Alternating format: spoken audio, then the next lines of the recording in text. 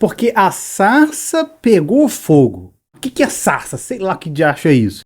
E pega fogo, mas não consumiu. Mas quem é que vai consumir o negócio que tá pegando fogo, velho? Aí saiu dela uma voz, e essa voz atraiu e queimou o coração, mas antes não tava pegando fogo, agora pegou fogo. E quem consumiu? Foi o fogo ou foi o coração? Não entendi mais nada, meu irmão. Olha, se você também tem dúvidas quanto a essa letra, vem comigo que eu vou te explicar tudo direitinho, tá? Bom, antes de mais nada, vamos dar uma olhada na letra dessa canção, Me Atraiu, interpretada, né, por Gabriela Rocha. A letra parece não ser dela, mas ficou famosa aí na voz dela. Então vamos ver a letra. Dá uma olhada aqui comigo, ó. A música começa bem assim: eu poderia estar em qualquer outro lugar, mas a tua glória me atraiu, tua presença me atraiu. Tentei me esconder por medo de não viver, mas a tua glória me atraiu, tua presença me atraiu. É que a sarça pegou fogo e não se consumiu, e a voz que saiu dela um dia me atraiu, e o meu coração queimou até que descobriu que um dia com tua glória vale mais que mil. Pra gente poder entender essa letra, entender o que o autor quer dizer com isso aqui, o que essa música quer dizer, o que você tá cantando aí na sua igreja, a gente precisa entender o texto bíblico que serviu de pano de fundo para a construção dessa letra. E eu não vou ler aqui com você, depois você lê em casa com calma, mas eu vou resumir aqui o que está sendo narrado em Êxodo 3. Estava ele lá, trabalhando no seu dia a dia, e de repente ele olhou por uma sarça. Sarça nada mais é do que um tipo de arbusto muito comum naquelas áreas desérticas. Para ficar mais claro, sarça é isso aqui, ó. Essa imagem que você está vendo na tela. Um tipo de arbusto muito comum naquela região desértica, que inclusive por causa da baixa umidade do ar, aquela coisa toda, região muito desértica, então facilmente pegava fogo em épocas de muito calor, tá? Muito bem, entendido isso, o que aconteceu? Moisés está lá cuidando das ovelhas ali do seu sogro, trabalhando no seu dia a dia, nada de incomum. Só que aí ele tá ali e ele olha um arbusto mais ou menos como esse, pegando fogo. Só que o que você deve saber? O que é consumir? Qual a ideia de consumir? Imagina, você vai no McDonald's, você vai consumir o hambúrguer. Então o hambúrguer tá lá, bonitão. E aí você consumiu. O hambúrguer que tava lá, ele deixa de existir. Ok? Porque ele vai estar aqui, no bucho. E o fogo, você sabe que o fogo consome. Se você pegar aqui uma folha de papel, um caderno desse aqui, e botar fogo, você vai ver que esse caderno vai o quê? Deixar de existir. Que o fogo, ele vai, ó, consumir. Porque Moisés olha para aquele arbusto, aquela sarça, e observa algo interessante. Ele vê que o fogo não está consumindo aquela árvore, aquela sarça. Ou seja, ele olha, ué, foi engraçado, tá, beleza. Vou falar árvore para ficar mais prático, tá, mais didático. Ele vê a árvore, tá lá pegando fogo. Pô, mas a árvore tá balançando ainda, os galhos estão lá normal. Isso é algo totalmente contrário à natureza. É algo inexplicável, para não dizer sobrenatural. E é aí que eu quero chamar a tua atenção. E eu preciso que você preste atenção. Porque eu não acredito em coincidência. Você não clicou nesse vídeo aqui à toa. Então se você clicou, tenho certeza que Deus tem um negócio com você aqui agora. Então Moisés, ele sai da sua zona de conforto para entender ou tentar entender o que estava acontecendo ali. Porque tem algo de muito estranho. Moisés vai lá, quando ele chega perto da sarça, para tentar entender, olhar com calma ali, para ver se ele estava vendo miragem, alguma coisa, né, no deserto. Então quando ele chega perto, ele ouve uma voz: Moisés. Uma voz lá do alto. Fala assim: calma, não passa daqui. Moisés fica desesperado, ele se joga no chão, porque ele percebeu que era Deus. Ele entendeu o sobrenatural ali, se jogou no chão, falou: cara, eu vou morrer, meu Deus, eu sou pecador, o próprio Deus está falando comigo e tal. Deus usou aquele sobrenatural para atrair Moisés. Porque naquele momento, o que aconteceu? Deus se revelou para Moisés, se revelou sua própria natureza, seu próprio nome para Moisés, lhe deu uma missão. Ele falou: Moisés, eu te escolhi para você livrar o povo de Israel. Então naquele momento, Deus atraiu Moisés por algo muito maior do que uma simples sarça. Porque esse é um tipo de modus operandi, digamos assim, celestial. Deus trabalha assim desde a época de Moisés até os dias de hoje. Nós, seres humanos, somos assim. Quando a gente tá bem, quando tá tudo legal, quando tá tudo em dia, A gente até busca a Deus, a gente ora, a gente vai na igreja, mas tranquilo. Agora, quando o calo aperta, fala a verdade, vamos ser sinceros, né?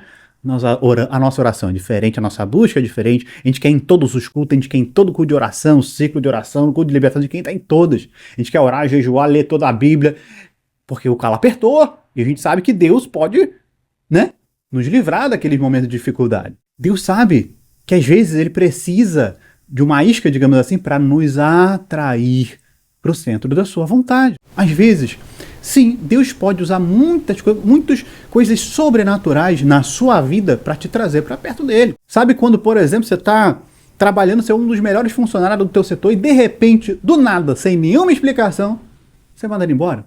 Sabe quando você é alguém que cuida da sua saúde, se alimenta bem e tal, tá tudo certo, e do nada, sem nenhuma explicação, aparece lá um caroço? Sabe quando a tua família tá tudo lindo, maravilhoso, e do nada, sem nenhuma explicação, parece que tá tudo errado. Teu casamento começa a entrar em crise, teus filhos começam a apresentar problemas, você é empresário, você tem uma empresa, que tá tudo bem, e de repente, sem nenhuma explicação aparente, as coisas começam a dar errado, as vendas caem, os números, e aí que bate aquele desespero. Essas coisas que acontecem em nossa vida, essas movimentações, às vezes, é Deus nos atraindo. Porque ele sabe que quando a gente toma pancada, a gente corre para perto dele. Então, às vezes, é isso que Deus quer. Às vezes, Deus está te chamando para algo muito maior. Algo que vai mudar a sua vida, a sua história, o seu ministério, a sua igreja, a sua cidade, por que não o seu país? Agora eu quero chamar a tua atenção para essa frase aqui, ó. Foi a frase que mais me deixou inculcado em toda a letra, que me fez parar para buscar Deus um entendimento dessa frase aqui, ó. Tentei me esconder. Aí essa frase aqui me pegou. Por medo de não viver. E sim, às vezes a gente se esconde. Às vezes Deus faz toda essa movimentação para nos atrair para perto dele, para ter uma maior comunhão com ele, para ele se revelar às nossas vidas e a gente se esconde. Eu separei 4 pontos aqui de hipóteses, de possibilidades para essa análise, e aí vejo o que faz mais sentido para você, mas a quarta, na minha opinião, é a mais profunda. A primeira delas é medo de fato partir e de arrasta. Porque quando Moisés ele percebe que aquele movimento sobrenatural era Deus o atraindo para ele se joga com o rosto em terra com medo de morrer. Segunda hipótese, né? Segunda hipótese de análise aqui. Medo de uma entrega total. Quantas pessoas você já conheceu, ou aliás, você seja essa pessoa, um dia foi, que tiveram medo de se entregar para Jesus por medo? Mais ou menos assim, não, eu não vou para a igreja não, porque, poxa, eu tenho tanto pecado, rapaz, tem tanta coisa aqui, que, paz, eu vou ter que ir para a igreja, vou ter que parar de fazer isso, vou ter que largar aquilo, e... Não, rapaz, não, peraí, não, depois eu vou. Não tem culto hoje, não. Fica se escondendo, porque sabe que quando a gente se entrega para Jesus, a gente está entregando tudo. E muitas pessoas têm medo dessa entrega total. Falam, cara, eu vou perder tudo. Não, eu tenho medo disso. Então, uma segunda interpretação dessa frase. Terceira, medo de não viver a aprovação. É a medo de não corresponder à expectativa. Imagina que Deus esteja te atraindo, esteja te chamando para algo, te deu uma comissão, te deu uma missão, um objetivo, um ministério. E nós falamos, mas Senhor, por que eu? Quando Moisés foi chamado, Moisés começou a dar um monte de desculpa para Deus. Uma delas foi, então, Senhor, o senhor me chamou, é que eu sou gago, eu sou pesado no falar, não tem como ir lá, não. E Deus falou assim, não tem problema, meu filho, o Arão, lembra do Arão? O Arão fala bem, né? Aí Moisés, fala bem. Então pronto, ele vai com você, vai te ajudar. E aí Moisés começou a dar um monte de desculpa e Deus vinha e acabava com todas elas. No final Deus falou assim, Moisés, calma que eu tô do seu lado, eu vou com você. Ah, mas e se ele falar, eu vou com você, fique tranquilo. E Deus é especialista nisso. Às vezes Deus nos chama para algumas coisas e a gente se sente incapaz. A gente olha ao nosso redor e fala, pronto, mas tem tanta gente boa para fazer isso que Deus me chamou. Você acha que eu não me sinto assim enquanto eu estou gravando esse vídeo?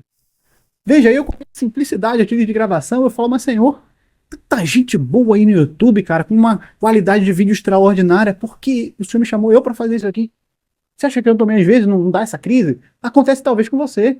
Deus talvez te chamou para alguma coisa e você está aí na crise. Não, mas tenta melhor. Eu não sou tão bom, eu não sou tão formado, eu não sou tão inteligente, eu não falo tão bem. E é por isso que Deus nos chamou. Porque veja, se Deus chama aquele capacitado para cumprir uma missão, aquele capacitado vai cumprir a missão e vai falar que ele cumpriu porque ele é bom. Agora, se nós cumprirmos a missão que nos foi dada, mesmo com as nossas debilidades e limitações, nós vamos cumprir e vão falar, só cumprimos porque ele que fez, porque pela minha capacidade não era possível não. Ou seja, todos vão glorificar a Deus. E é por isso que ele chama o fraco, aquele que está em último da fila, e coloca aqui em cima. Então por isso que ele chamou a mim e chamou a você para uma missão muito maior do que o problema que a gente possa estar enfrentando, entende? E para terminar, o quarto e último ponto ainda dessa frase, para mim é mais profundo. E aí eu quero aproveitar, você coloca aqui nos comentários, o que te atraiu para a presença de Deus? Coloca aqui embaixo. Mas tu sabe o que me atraiu para hoje estar na presença de Deus? Não é o medo de morrer, não é o medo da entrega total, não é o medo de não corresponder ao chamado, mas é o medo de passar uma eternidade inteira longe dele. Porque veja, todos nós vamos viver uma eternidade. Tudo isso que a gente está passando, todos esses problemas que nós enfrentamos no dia a dia, todas essas questões que a gente passa, é passageiro. Daqui a pouco passa.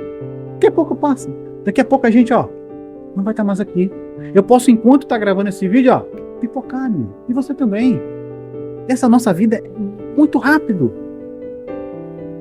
Mas todos nós temos uma eternidade para viver. Mas a pergunta mais importante desse vídeo é: onde nós vamos passar essa eternidade? Que a mesma chama que ardeu ao meu coração para servir a Cristo com toda a minha vida, venha nesse momento arder no seu coração também, para se entregar a Jesus de corpo e alma, abandonar o pecado, abandonar tudo aquilo que nos afasta de Deus e se aproximar, se permitir esse imã te aproximar para perto de Deus. Porque quando nós estivermos lá, do lado dele, no céu, nós vamos cantar muitas canções de adoração a Deus. Inclusive, essa é uma das canções que vamos cantar lá na glória. Clica aqui para você saber que tipo de canção é essa que Deus te deu.